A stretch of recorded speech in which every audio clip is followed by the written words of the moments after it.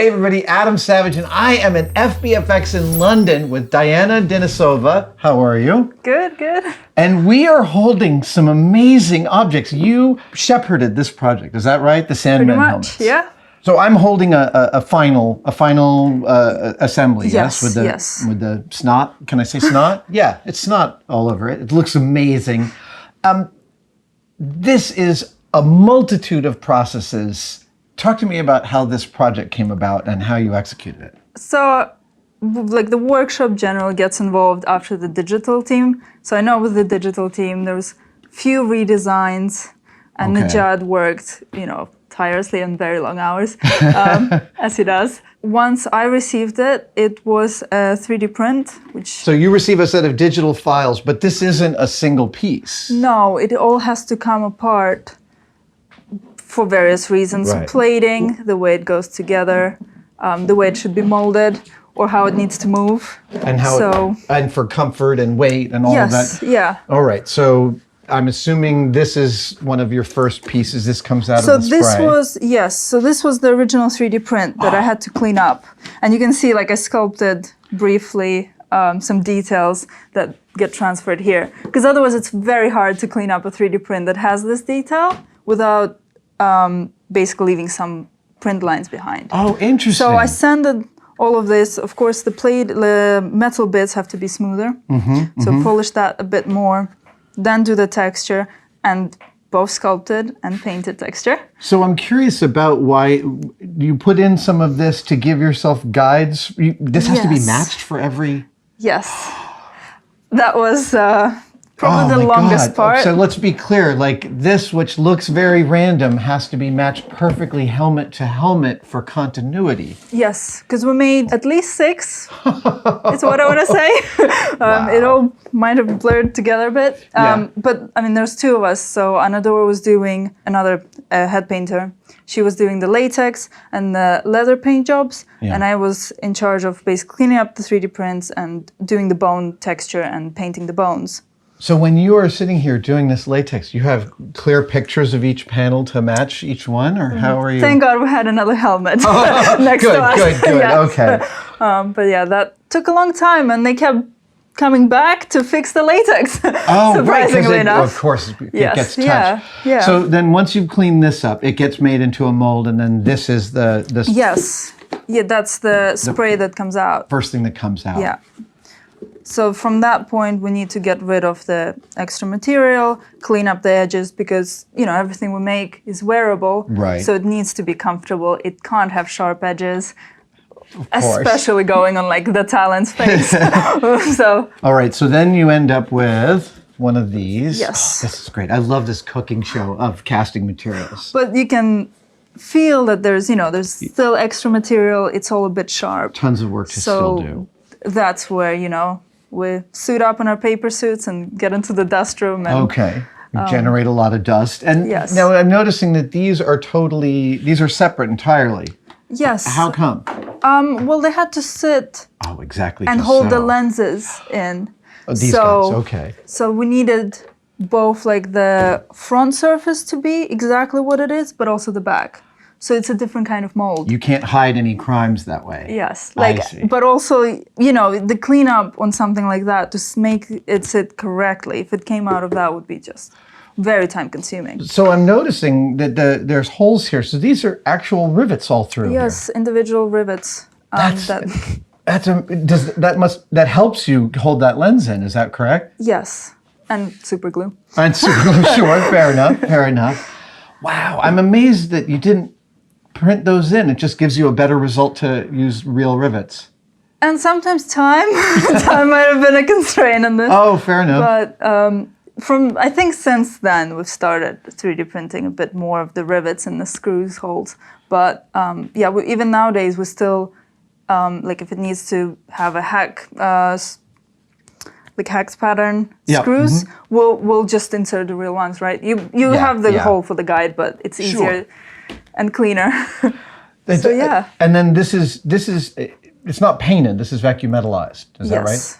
Just like the main helmet is. Oh, so do you vacuum metallize the whole thing and then paint the? So yes, we prime it, we mask it, we send it off, and then it comes back with nice shiny tape. Oh, okay. So you mask out the stuff you don't want. Yes. So it first goes one way, then we lacquer it up, paint it up, and then we mask the metal and we paint the other side. Okay. Yeah. Now I notice on some of the stuff that FBFX does, it looks like you vacuum metalize the whole thing so that when paint chips, we see metal underneath.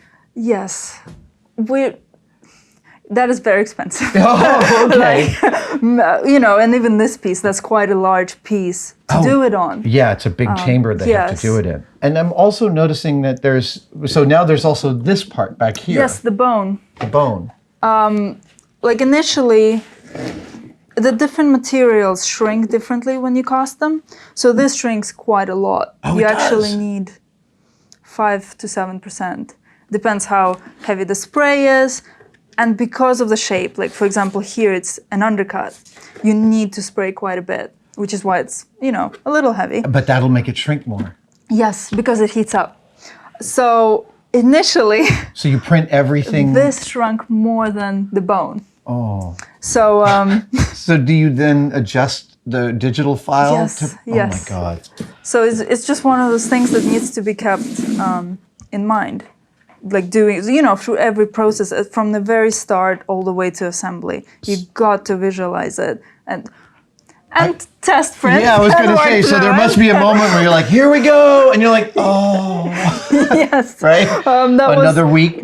Pretty much. Okay. And the piece actually came as one initially, and that we realized that you can't get your head in. Oh, that's this business. That's getting your head inside there. Yeah. Oh, I see. So that's why it's split. Because initially we're like, do we cut it at the back? But what if they're going to shoot from the back? And that was the solution. There's this great natural split. Yes. That's wonderful. And then the last part is the vertebrae coming out of the front here. So some of them were raw 3D prints that we textured. So individual... Oh, these are actual just 3D prints, yes, not... this is this. That we've 3D printed in the house. We textured them. So here's the textured version. Prime them up. And then we ran elastic through it to make it movable. How did you get the elastic through those tiny holes? With a drill. Oh, okay. Make the holes a bit bigger. Sure. Glue it to a rod, and then I just put them through. I love vertebrae so much. But this looks like fun to texture and paint. Oh yeah. No, it was one of the more fun, like the damage, the textures, the weathering. It's all very exciting. I mean, the thing is that it looks completely genuine here to us. Yeah. That's the. Oftentimes, a film prop looks kind of crunchy in person and great on camera, or there's some mix of that. But this just looks like it's a heavy metal, antique, crazy David Cronenberg style, party helmet. And it's so like when I first lifted it up, when we came and talked off camera, I couldn't believe how light it is. Is there a part of this that still gives you stress? That you just oh man, that one really sucked. Oh, I mean, the latex. I mean, thank God you don't see the other helmets here to match it with. But even, matching the different textures, right? So this is rubber, but that is 3D print. And the color has to match. So, just making sure of things like that. And that's using different whites and different things. So this that's how it came out raw. We just tinted the material a little bit. And again, it has to stretch because when we're gluing it in here, again, depending on the shrinkage, it has to be thin enough that you could stretch it to compensate for that. So there are no gaps. Yeah. But we also made a foam version of the trunk. That was another issue that's where Russell came in and on a door she was molding, I was molding things as well. And the paint job is really, really close. But so what was the reason for foam? For different shooting needs? Yes, and often for stunts or that is more posable. Yes, this moves, to a certain degree, but that you can actually, there's a wire inside. Yeah, so you can get it to do whatever you want it to do. I see. This is, it looks like a simple helmet. It does not look, how long was this project for you? A couple of months? I think less than that, again, because of the time constraint. It wasn't let's just get going. But I think in the workshop we were here maybe for 3-4 weeks doing this at least, until the foam Yeah. trunk came around, and again it circulates among other projects. It's never just this one thing. Right, you're moving I think from... that would be easier if you could just like, okay, well, we have time to sit down and figure it out, but it's usually like, oh no, okay, I'm doing this, and then I'm I'm back onto. And you're a project lead, so you're managing other people too, dealing with parts of this. Yeah, it's especially as time goes on. How was it to see it on screen? Oh, very exciting. Like, and I watched the whole thing. Yeah. And it was, exciting to see it. Exciting that it actually gets the close-ups, because often, Yeah, it's you not the never case. know. You never know. Yeah, it might get cut altogether, but hopefully, you hope with the hero suits that doesn't happen, right? Yeah. So, like, we knew it was going to be there, but we didn't expect it, like, on the poster, like, up and close and personal. So that was very exciting. That is thrilling. Diana, it is such beautiful work. I really appreciate you walking me through this process. And it's impressively complex, and that's what it takes to make something that looks that good. Thank you. Oh, it's wonderful.